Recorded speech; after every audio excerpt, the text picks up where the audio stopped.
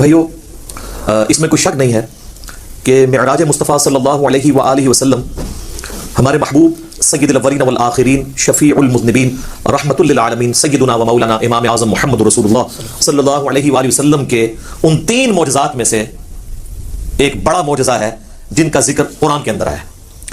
ہمارے محبوب صلی اللہ علیہ وآلہ وسلم کے 3 معجزات ایسے ہیں جن کا ذکر قرآن میں آیا، باقی بخاری اور مسلم میں تو درجنوں معجزات کا ذکر ہے، لیکن وہ 3 معجزے جن کو قرآن نے بھی بیان کیا ہے وہ سب سے زیادہ اہمیت کے حامل ہے کیونکہ اس کا ذکر قرآن میں ہے۔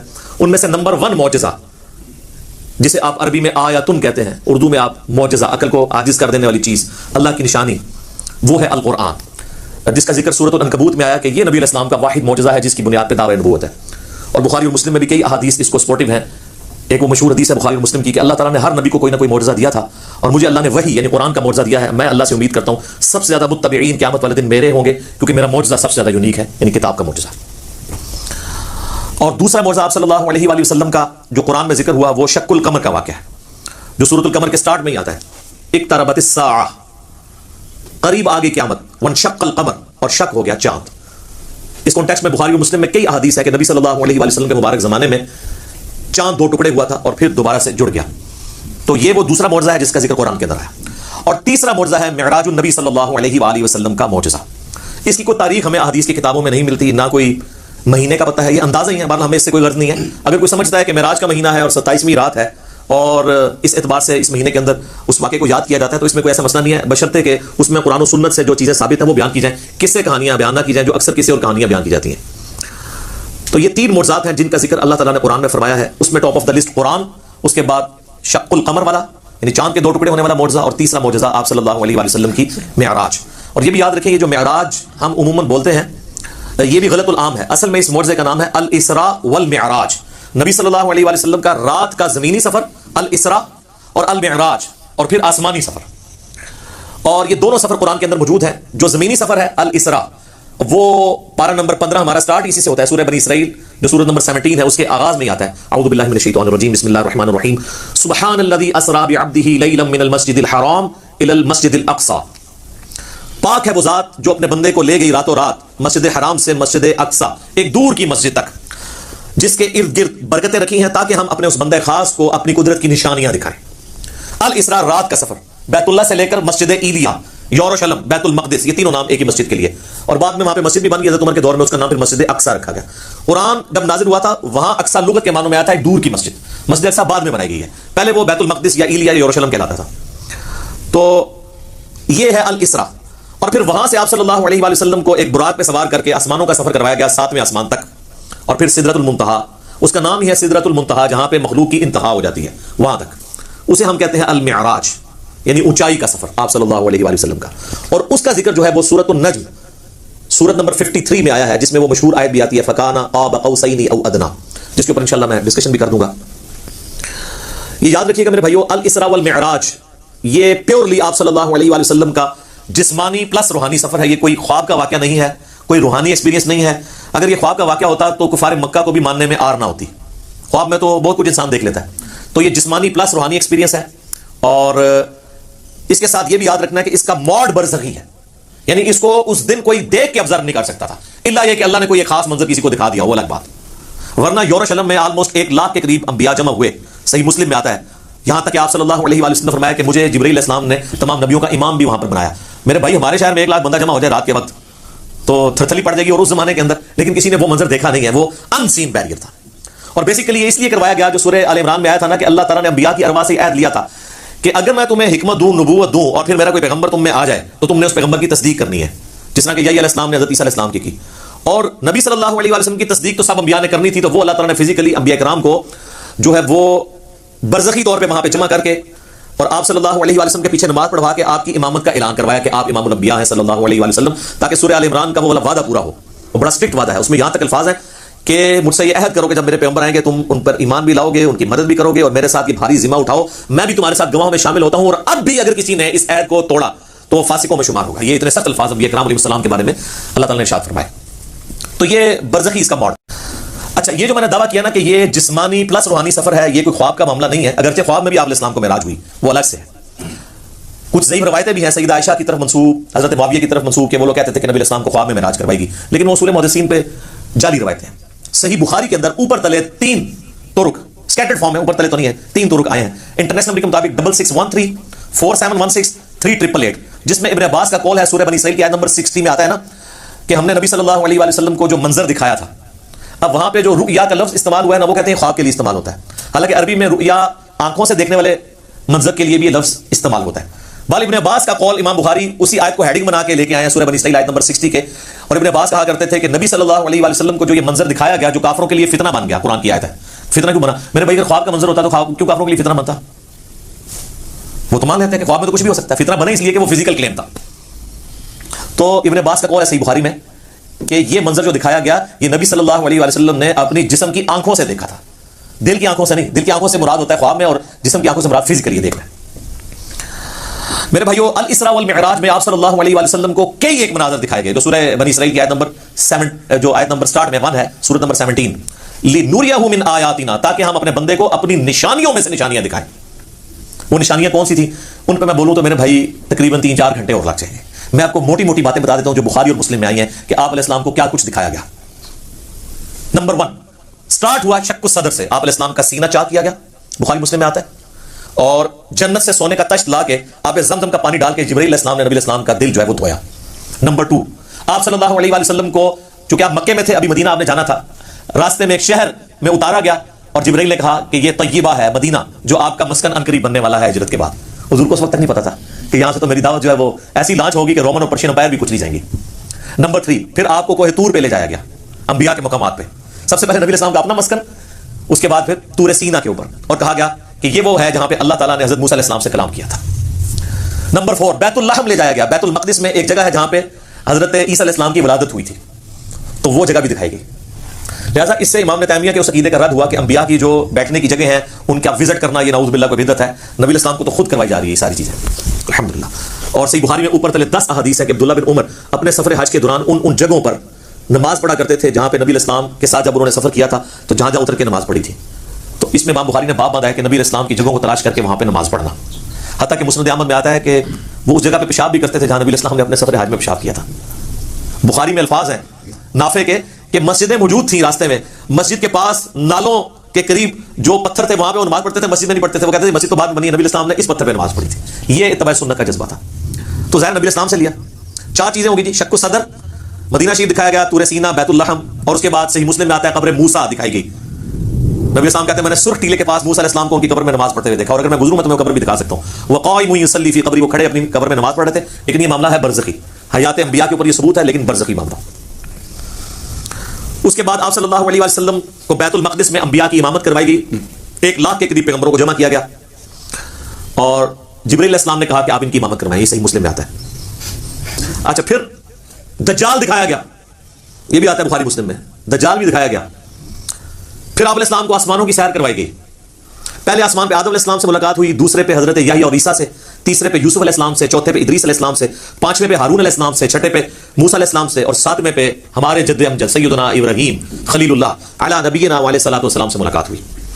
اس کے بعد آپ علیہ السلام کو جنت اور دوزخ بھی دکھائی گئی، ٹائم میں ٹریول کروا کے جو مستقبل کا وقت تھا وہ پہلے دکھا دیا گیا۔ لوگ کہتے ہیں ابھی تو لوگ دوزخ اور جنت میں پہنچے نہیں، تو حضور نے کیا دیکھا؟ بھائی اللہ نے وقت، اور آپ یہ دیکھ لیں یہ سب کچھ منظر کتنے زمانے میں طے ہوا ہوگا، لیکن ایک رات میں سب کچھ ہو گیا۔ صرف بیت المقدس اور خانہ کعبہ کے درمیان جو فاصلہ ہے اس زمانے میں 40 دن کی مسافت تھی، وہی نہیں طے ہو سکتی تھی۔ اللہ اکبر۔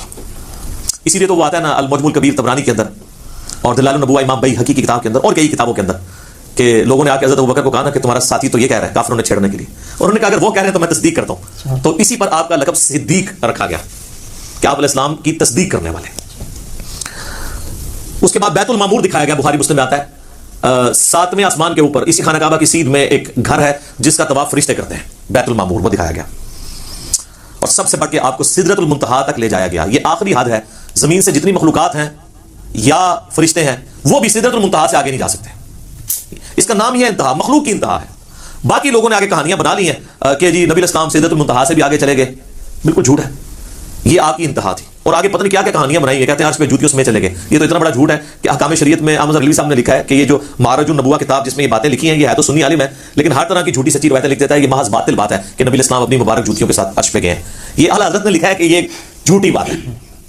تو عرش پہ جانے والی کوئی بات نہیں. ہاں کسے کہانیوں میں آپ مزے لے کے بیان کریں, اور جب ہم پوچھتے ہیں کہاں لکھا ہے, وہ کہتے ہیں سادی شرازی کے شعر نہیں آپ نے پڑھے, مولانا روم کے شعر نہیں پڑھے. ہم کہتے ہیں میرے بھائی ہم تو آپ کو چیخ کے یہی تو کہہ رہے ہیں کیا کہ مرنے سے پہلے ہے مسلمان. کر لیں اس پہ غور, کتابوں کا خدا اور ہے, بابوں کا خدا اور. کتاب میں سے کوئی نکالے نا بات جہاں پہ لکھا ہو. پھر ڈاکٹر صاحب تو آپ کو پتا ہے تعلق قادری صاحب, تو وہ کہتے ہیں کہ وہ دروازہ کھولا حضور نے حضور کے لیے, پھر کہا کہ آپ اندر آ جائیں, حریم ناز میں آ جائیں. وہ پتہ نہیں کیا عشق مشوقی کا انہوں نے ایک, اور بلکہ وہ بغل گیر پتہ نہیں کیا کچھ انہوں نے کیا ہے. اور طارق جمیل صاحب نے بھی اسی سے ملتی جلتی باتیں کی ہیں. وہ قاب قوسین یا ادنیٰ وہ پوری کر کے بتاتے ہیں. انشاءاللہ اینڈ پہ ڈسکس کرتا ہوں. تو میرے بھائی یہ کتابوں کی بات ہو رہی ہے, اور سدرۃ المنتہا ہی پہ اللہ تعالیٰ کی ملاقات ہوئی اپنے محبوب علیہ السلام کے ساتھ, اور سورۃ النجم میں اس کا ذکر ہے. وہاں پہ اللہ تعالیٰ نے وحی بھی کی آپ علیہ السلام کو. صحیح مسلم میں آتا ہے کہ 3 چیزیں آپ کو وہیں پہ عطا ہوئی. نمبر 1 5 نمازیں. وہ ڈیٹیل بخاری مسلم میں آتی ہے کہ 50 تھی, کم ہوتے ہوئے موسیٰ علیہ السلام کے پاس جب وہ آتے تھے نا چھٹے آسمان کے اوپر, تو کہتے تھے حضرت زیادہ ہے کم کروائیں. ایک پھیری بس اور لگ رہا تھی, وہ کو نہیں لگا, ورنہ وہ 5 کم ہوتے 5 تک رہ گئی. پھر اس میں الفاظ بخاری مسلم میں اللہ نے کہا کہ میرا قول بھی نہیں بدلے گا, تمہاری امت پڑے گی 5. سورۃ الانعام میں ہے کہ ایک نیکی 10 کے برابر ہے, تو میں ان کو ثواب 10 کا ہی دوں گا. ایک کے بدلے 10 کا, تو نمازیں 50 کے ثواب ملے گا 5 کے گیس میں. دوسرا تحفہ دیا گیا سورۃ البقرہ کی آخری 2 آیات. صحیح مسلم میں آتا ہے آمن الرسول بما انزل الیہ من ربہ والمؤمنون. سر یہ 2 آیات وہ ہیں جو اس دنیا میں نازل نہیں ہوئی ہیں, آسمانوں پہ نازل ہوئی ہیں, آسمان سے آسمانوں پہ نبی اسلام کے مبارک سینے پہ. اور صحیح مسلم میں آتا ہے کہ تیسری چیز جو آپ کو دی گئی کہ آپ کا جو کوئی امتی شرک نہیں کرے گا نا میں اسے معاف کر دوں گا. تو اس کو تو سپورٹنگ پھر قرآن میں بھی آیت ہے, انہ من یشرک باللہ فقد حرم اللہ علیہ الجنہ ومأواہ النار وما للظالمین من انصار. بے شک جو کوئی اللہ کے ساتھ شرک کرے گا اللہ اس گناہ کو کبھی معاف نہیں کرے گا, اس پہ جنت حرام ہے, اس کا ٹھکانہ دوزخ ہے, اور وہاں اس کا کوئی مددگار نہیں ہوگا. حتیٰ کہ بخاری مسلم کی حدیث ہے کہ اللہ نے ہر نبی کو کوئی نہ کوئی دعا دی تھی, اس نے اس دنیا میں ہی دعا کر لی. حضرت نوح نے دعا کی, اس کی قسم کی قوم ہلاک ہوگی. میں نے اپنی دعا چھپا کے رکھی ہے قیامت کے دن کے لیے. میں اس دعا سے اپنی امتیوں کے لیے شفاعت کی دعا کروں گا, اور میری دعا سے ہر میرے امتی کو نفع پہنچے گا سوائے اس شخص کے جس نے دنیا میں اللہ کے ساتھ شرک کیا. شرک is the most sensitive issue in the sight of اللہ. اللہ اکبر. تو یہ 3 گفٹ آپ علیہ السلام کو ملے, 5 نمازیں, سورۃ البقرہ کی آخری 2 آیات, اور جو شرک نہیں کرے گا اس کی مغفرت. یہ ساری تفصیلات آپ مثلا نمبر 126 ABC کے اندر دیکھ سکتے ہیں 4.5 گھنٹے میں, میں اس کو اسکپ کرتا ہوں. الاسراء والمعراج میں جو معراج والا پورشن ہے اس میں سب سے زیادہ کنٹروورشل چیز جو آپ نے سوال میں بھی کی وہ ہے نبی علیہ السلام نے کیا شب معراج اللہ تعالیٰ کو دیکھا تھا یا نہیں. اب اس کا جواب ہاں یا نہ میں دینا تو بہت بڑی آزمائش ہے مسلمانوں کے لیے, جب تک کہ آپ پورا مقدمہ ان کو نہیں سمجھاتے. تو آپ اس پورے مقدمے کو سمجھیں گے تو آپ کے لیے معاملہ آسان ہو جائے گا. اس کی وجہ یہ ہے کہ یہاں پہ فرقہ واریت کا دین ہے, جس کو میں بابوں کا دین کہتا ہوں, اور آپ سے بار بار کہتا ہوں کہ مرنے سے پہلے ہے مسلمان کر لے اس پہ غور. کتابوں کا خدا اور ہے, بابوں کا خدا اور. اچھا کہتے ہیں نہیں آپ کتابوں کا دین کہہ لیا کریں, بابوں کا خدا تو سب کا ایک ہے. میرے بھائی اس کے اندر قیامت مضمر ہے. دین کس لیے ہوتا ہے؟ اللہ کی شناخت کے لیے. جب آپ کے بابوں نے اس اللہ کی شناخت میں نہیں کروائی ہے جو پیغمبروں کے ذریعے اللہ نے کروائی تھی, تو ہم رونا روئیں گے نا کہ آپ کس اللہ کی بات کرتے رہے ہو. تو اصل چیز قیامت زور اس شعر میں تبھی ہے کہ کتابوں کا خدا اور ہے, بابوں کا خدا. اور دیکھ لیں ہلچل مچی اس کی وجہ سے ہے. اگر میں کہتا کتابوں کا دین اور ہے بابوں کا دین اور, تو کسی کو کچھ نہیں تھا ہونا. یہ اندر جو ہلچل مچتی ہے نا, وہ کہتے ہیں یار ہم پتہ نہیں کس خدا کو مان رہے ہیں, کتابوں والے خدا کو کسی اور کو مان رہی ہوگی. تو یہ تو میں نے ڈیٹیکٹ کیا تھا قرآن سے, کتابوں کا خدا. حضرت آدم علیہ السلام کو جب اللہ نے دنیا پہ اتارا, سورۃ البقرہ آیت نمبر 38, تو اللہ تعالیٰ نے ہماری ماں اور باپ کو یہی کہا تھا قل اہبطوا منہا جمیعا, اے آدم اور اس کی بیوی اور میری ان دونوں بندوں کی قیامت تک ہونے والی اولاد اتر جاؤ زمین میں. فإما یأتینکم منی ہدی, یاد رکھنا جب کبھی بھی کوئی ہدایت کی کتاب تمہارے پاس آئے گی انتظار کرنا کتابوں کا, بابوں کا نہیں, کتابوں کا جو پیغمبروں کے ذریعے آئیں گے. فإما یأتینکم منی ہدی فمن تبع ہدایا فلا خوف علیہم ولا هم یحزنون, جو ان کتابوں کی اس ہدایت کی پیروی کرے گا اس کو نہ کوئی خوف ہوگا نہ کوئی غم. والذین کفروا وکذبوا بآیاتنا اولئک اصحاب النار هم فیہا خالدون, جو کوئی ہماری آیات کو جھٹلا دے گا, کفر کرے گا, اس کو جھٹلائے گا, تو وہ ہوں گے اہل جہنم, رہیں گے اس میں ہمیشہ ہمیشہ. اللهم اجرنا من النار آمین. اللهم من احییته منا فاحیه علی الاسلام ومن توفیته منا فتوفه علی الایمان آمین. تو اس لیے ہم کہتے ہیں کتابوں کا دین, بابوں کا دین. تو اس مقدمے کو سمجھنے کے لیے آپ پہلے بنیادی بات سمجھ لیں, ایک بنیادی عقیدہ, جو عقیدہ پوری امت کا ہے سوائے ان لوگوں کے جو اپنے نفس کے غلام بنے ہوئے ہیں. وہ کون ہے میں آپ کو بتا دوں گا. پوری امت کا یہ عقیدہ ہے کہ مرنے سے پہلے اس روئے ارض پہ اللہ تعالیٰ کا دیدار کسی انسان کو, کسی جن کو, کسی فرشتے کو یا کسی بھی مخلوق کو ہونا محال ہے, امپاسبل ہے. یہ مقدور نہیں ہے, محال ہے. اس کے ثبوت میں سورۃ الانعام کی آیت نمبر ہے 103, لا تدرکہ الابصار, نگاہیں اس کا احاطہ نہیں کر سکتی, وہ نگاہوں کا احاطہ کر لیتا ہے. حتیٰ کہ اس آیت میں اہل تشیع اتنا غلو کرتے ہیں کہ وہ یہ کہتے ہیں کہ قیامت میں اور جنت میں بھی اللہ کا دیدار نہیں ہوگا. وہ بھی غلو کر رہے ہیں. اور دوسری طرف ان کی حالت یہ ہے کہ وہ کہتے ہیں کہ مولا علی علیہ السلام اس وقت تک سجدے سے سر نہیں اٹھاتے تھے جب تک اللہ کو دیکھ نہ لیں. تو ہم کہتے ہیں یار آپ کوئی ایک بات کرو, کسی بات کے اوپر ٹکو. اور پھر بات غلو کرنے والے وہ کہتے ہیں شب معراج بھی جو ہے مولا علی کا پنجہ دیکھا تھا.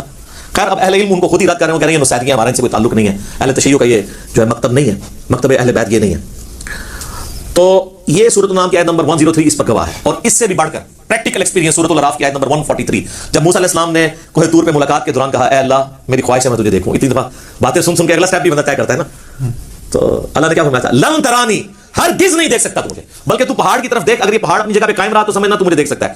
تو قرآن کے الفاظ ہیں پہاڑ پہ اللہ نے صرف تجلی کی تو وہ ریزہ ریزہ ہو گیا، اور موسیٰ علیہ السلام انڈائریکٹ وہ تجلی دیکھنے سے بے ہوش ہو کے گر پڑے. اور اس کے بعد کہا اللہ میں تیری طرف رجوع لاتا ہوں، اب دوبارہ میں یہ بات نہیں کروں گا. تو اگر موسیٰ علیہ السلام کو زیارت نہیں ہو سکتی اللہ تعالیٰ کی اس دنیا میں، تو موسیٰ علیہ السلام سے بڑھ کے تو کوئی بھی نہیں ہو سکتا. تو اب اگر موسیٰ علیہ السلام کے سوا کوئی شخص یہ دعویٰ کرے کہ اس نے اللہ کو دیکھا ہے، تو پھر ہم اسے غلام قادیانی کا بھائی کہیں گے نا، جس طرح اس نے جھوٹا دعوے نبوت کیا. یہ کم از کم اسے کہنا چاہیے کہ تو جھوٹ بولتا ہے، یا تو پھر یہ کلیم کرتا ہے کہ تو مسلمان ہو کے موسیٰ علیہ السلام سے بڑا مرتبہ رکھتا ہے. حالانکہ موسیٰ علیہ السلام تو اولو العزم پیغمبروں میں سے ہے، جو سورہ شورا کے اندر آیا ہے. 5 اولو العزم پیغمبر ہیں. نمبر 1 ہمارے محبوب علیہ السلام، اس کے بعد حضرت ابراہیم علیہ السلام، پھر نوح علیہ السلام، موسیٰ علیہ السلام اور عیسیٰ علیہ السلام. تو اولو العزم پیغمبروں سے بھی آگے بڑھ گئے. تو پھر ہم یہی کہیں گے. سورۃ الحجر کی آیت نمبر 99 آخری آیت میں بھی آیا ہے وَاعْبُدْ رَبَّكَ حَتَّى يَأْتِيَكَ الْيَقِينُ، اپنے رب کی عبادت کرتے جاؤ یہاں تک کہ تمہیں یقین نصیب ہو جائے، تمہیں موت آ جائے. تمام نے یقین کا ترجمہ موت کیا ہے. مرنے سے پہلے یقین نہیں آ سکتا، کیونکہ یقین اس وقت آتا ہے جب آپ فزیکلی دیکھ لیں. تو یہی تو آپ کو انعام ہے، ان الذین یخشون ربهم بالغیب لهم مغفرۃ واجر کبیر. جو بغیر دیکھے اپنے رب سے ڈرتے ہیں ان کے لیے ہے مغفرت اور بہت بڑا اجر.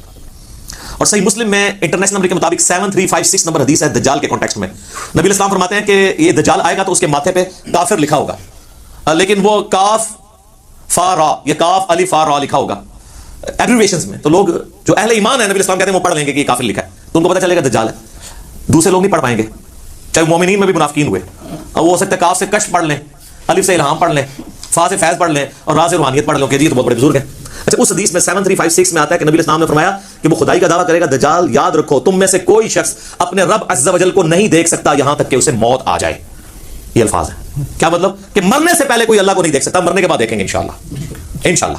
تو مرنے سے پہلے آپ نہیں دیکھ سکتے. تو آپ بھی مرنے سے پہلے ہیں مسلمان، کر لیں اس پہ غور. کتابوں کا خدا اور ہے، بابوں کا خدا اور. اب آپ سوچ رہے ہوں کہ بابوں نے کیا کام ڈالا ہوا ہے، اے آگے کام کی پایا جی انہوں نے، اے تو کتابوں نے خدا دی تعریف سن لی. بابوں نے کیا کام ڈالا ہے جناب؟ تذکرۃ الاولیاء شیخ فرید الدین عطار المتوفی 627 ہجری کی کتاب ہے، جو بریلوی اور دیوبندی دونوں چھاپ رہے ہیں اور کہنے سارے اولیاء کے حالات زندگی اس میں لکھے ہوئے ہیں. ایسی کوئی کتاب نہیں، اس میں بایزید بستامی کی معراج لکھی ہوئی ہے، المتوفی 261 ہجری.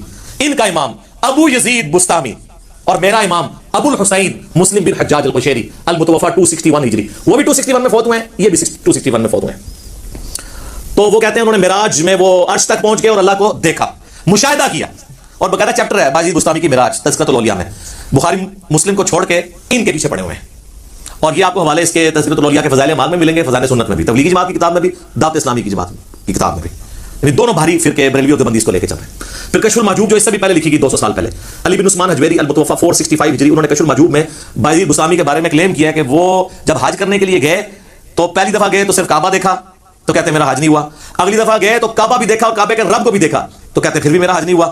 تیسری بار گئے تو صرف اللہ کو دیکھا، کعبہ ہی غائب تھا، تو ان کا اب میرا حج ہوا ہے. فزیکلی دیکھا. اگر کہتا نہیں خواب میں دیکھنا ہے تو سر میرا معصومانہ سوال ہے کہ خواب کا پیکج موسیٰ ابن عمران علیہ السلام کو آفر کیوں نہیں ہوا، جن کو سورۃ الاعراف کی آیت نمبر 143 میں کہا گیا لن ترانی، موسیٰ تو مجھے نہیں دیکھ سکتا، انہوں نے آگے توبہ کی. تو اگر بازید والا قیدہ ان کا ہوتا تو کہتے ہیں اللہ توبہ خواب ہی کرا دے، بازید نے تو بائی کرانی ہے نا. کہانیاں جھوٹ کوڑ اور مزہ ہے. حضرت ابو ہریرہ بھی غصہ آتا سی تو اپنی حبشی لینگویج بول دے سن کوڑ، پنجابی کہنا جھوٹ ہوں. اچھا جی، شیخ زکریا کاندھلوی نے کتاب لکھی ہے فضائل حج. حاجیوں کو تبلیغ جماعت والے بیچارے میرے بولے بھائی، تبلیغی جماعت میری جماعت ہے، کافی سارے لوگوں کو آپ سمجھ آ گئی ہے الحمدللہ. ہم محبت کرتے ہیں ان کے جذبے کی، لیکن یہ کچھ آپ کی کتابوں میں میرے بھائی لکھا ہوا ہے. فضائل حج میں لکھا ہوا ہے سر، اتنا مزیدار واقعہ ہے یہ، ابھی تک ویسے میں نے نا کسی ویڈیو میں بیان نہیں کیا، آج آپ سنیں اور مزہ لیں. وہ لکھتے ہیں کہ جی محدث عبد الرزاق مسجد نبوی میں بیٹھ کے درس حدیث دے رہے تھے. آپ پتہ محدث عبد الرزاق کون ہے؟ امام بخاری اور امام مسلم کے استاد ہیں جی. بخاری مسلم نے ان سے حدیثیں لی ہوئی ہیں محدث عبد الرزاق سے. یہ وہی ہیں جن کی مصنف عبد الرزاق ہے، دو ہے نا کٹھی لکھی کی، مصنف ابن ابی شیبہ اور مصنف عبد الرزاق. سر اے ہو جے اے عبد الرزاق کرکٹر نہیں ہے، ہمیں سمجھو. محدث عبد الرزاق بیٹھے ہوئے 3 صدی ہجری کے اندر بڑے اماموں میں سے وہ حدیثیں بیان کر رہے ہیں. تو وہ کہتے ہیں ایک بزرگ کا بیان ہے کہ ان کو حضرت خضر علیہ السلام کی ملاقات ہوئی. حضرت خضر علیہ السلام کے اوپر میرا کلپ دیکھ لیں، اللہ فضل تب یہ صاف ہو جائے گی. تو کہتے ہیں وہ بزرگ کہتے ہیں کہ مجھے ایک دن خضر کی ملاقات ہوئی مسجد نبوی میں. تو میں نے کہا کہ خضر یہ بتائیے آج تک آپ کو کوئی ایسا شخص ملا ہے جو مرتبے میں آپ سے بھی بڑا ہو؟ ہائے ہائے ہائے. انہوں نے کہا جی ایک بندہ ملا ہے. ان کا جی کیسے؟ وہ کہتے ہیں ایک دن میں مسجد نبوی میں تھا. اچھا حضور کی پوری زندگی میں حضرت خضر کو توفیق نہیں ہوئی ہے مسجد نبوی میں جانے کی, جو ان کے خضر ہیں جھوٹے. حضور کی وفات کے بعد وہاں اعلیٰ قرآن میں تو سورہ آل عمران میں حکم تھا کہ پیغمبروں جب میرا پیغمبر آ جائے تو تم نے اس کی مدد بھی کرنی ہے. نہ غزوہ بدر لڑی, نہ اور لڑی, نہ خندق لڑی. حضور کی وفات بعد مسجد نبوی بیٹھے ہیں. اچھا کہانی ہے نا, خضر تو وہ ہے نہیں ہے, میں نے بتایا, وہ آپ لیکچر میں دیکھ لیں. کہتے ہیں جی وہ حضرت خضر کہتے ہیں کہ ایک شخص بیٹھا ہوا تھا, محدث عبد الرزاق حدیثیں بیان کر رہے تھے, اور پاس ہی ایک نوجوان جو ہے نا وہ اپنا سر اپنے گریبان میں ڈالے بیٹھا ہوا تھا. تو ظاہر یہ صوفی ہوتے ہیں نا جو یہ کام کرتے ہیں, قرآن حدیث کا درس سن نہیں سکتے کیونکہ ان کے خلاف ہے, علم و بس کرنی ہو یاد. تو کہتے ہیں حضرت خضر کہتے ہیں میں بڑا حیران ہوا کہ محدث عبد الرزاق یہاں پہ 10 دے رہے ہیں, اتنے بڑے محدث, اور یہ بندہ علیحدہ بیٹھا ہوا ہے. تو کہتے ہیں میں اس کے پاس چلا گیا, تو وہ یوں ہی بیٹھا تھا. تو میں نے اس سے پوچھا کہ تو عبد الرزاق سے حدیثیں کیوں نہیں سنتا, اس زمانے میں تو اس کے پائے کا محدث کوئی نہیں ہے. تو وہ آگے سے کہتا ہے کہ لوگ عبد الرزاق سے حدیثیں سنتے ہیں اور میں ڈائریکٹ رزاق سے سنتا ہوں. استغفر اللہ لعنت اللہ علی الکاذبین. سر یہ دعویٰ رسول اللہ کے بعد اگر کوئی کرے تو یا تو اس کا ذہنی توازن بگڑا ہوگا یا غلام القادیانی کا بھائی ہوگا. صحیح بات, تبھی قلم اٹھا سکتے ہیں نا آپ کہ ذہنی توازن بگڑا ہو. صحیح بخاری میں تعلیقاً مولا علی کا قول ہے, اور سنن ابن ماجہ میں مرفوع پوری مولا علی نے نبی علیہ السلام سے روایت کیا کہ 3 لوگوں سے اللہ نے قلم اٹھا لیا. نمبر 1 سویا ہوا شخص, نمبر 2 بالغ نابالغ, اور نمبر 3 مجنون مجذوب پاگل جو مرضی کہہ دو, شطحیات والا. اچھا وہ کہتے ہیں کہ جی وہ حضرت خضر پریشان ہو گئے کہ ایک ڈائریکٹ اللہ کو سننا. تو حضرت خضر کہتے ہیں میں نے پوچھا کہ اچھا تجھے اگر اتنا ایمان ہے تو بتا میں کون ہوں. تو کہتے ہیں جی اس نے کہا کہ نظر اٹھا کے کہا, انہوں نے کہا اگر میں غلط نہیں ہوں تو خضر ہے. کہتے میں ڈر گیا. تو کہا یہ مجھے ایک بندہ ملا جو مطلب میرے سے اوپر سے. اے جناب کہانیاں اس لیے میں نے بیان کیا کہ یہ حضرت موسیٰ علیہ السلام اور پیغمبروں کے مقابلے پہ انہوں نے اپنے بابے بنائے ہوئے ہیں. تو اب ہم ان کو صرف پیار سے کہہ سکتے ہیں کہ مرنے سے پہلے ہے مسلمان, کر لے اس پہ غور, کتابوں کا خدا اور ہے بابوں کا خدا اور.